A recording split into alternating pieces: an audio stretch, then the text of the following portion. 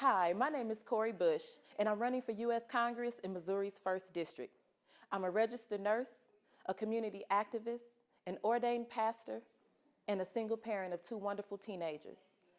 I'm running for this seat because I believe lived experience, regular everyday people should be seated in Congress because with that experience, we can advocate for our issues. I stand for women's rights. I stand for Medicare for all because I believe healthcare is a basic human right. I'm fighting for a living wage because I believe that it's time that we are taking care of our communities and building families. I stand with our unions. We need strong unions. I fight for quality, affordable education for all, cradle to career, because those are our basic needs. I didn't start fighting because I chose to run for office. I'm running for office because of the fight, because there is one. My name is Cori Bush. I want to be your advocate. I want to be the one that stands up and fights for you in Congress, but that will also stand here in the community and continue to fight for you. It's not okay anymore to just vote decent. Now it's time for us to fight for our community. My name is Cori Bush. Don't forget, August 7th, stand up and let's vote.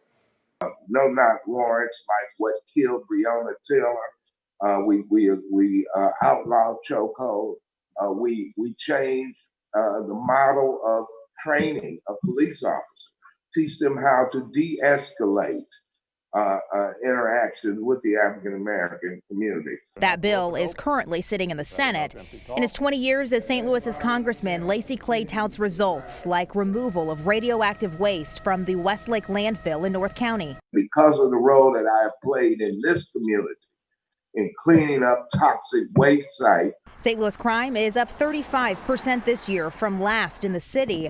Bush says we should be empowering crime-ridden communities with resources from health care to education. This country has moved billions of dollars out of the federal education system and put it into the private prison industry. That's one thing that I want to go. Let's defund that. Let's defund the private prison industry. I don't believe that the dollars from our education system should be moved into that. We're already over-incarcerating and under-educating.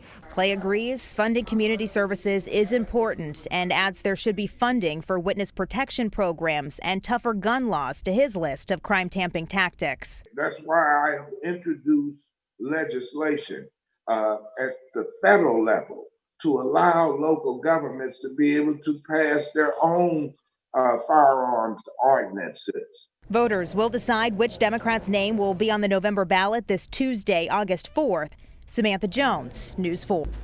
Welcome back. A major upset to tell you about tonight. The Associated Press has declared Cori Bush the winner for the Missouri U.S. House District 1 with 100% of the precincts reporting she has defeated longtime Congressman Lacy Clay, 49%, 46%.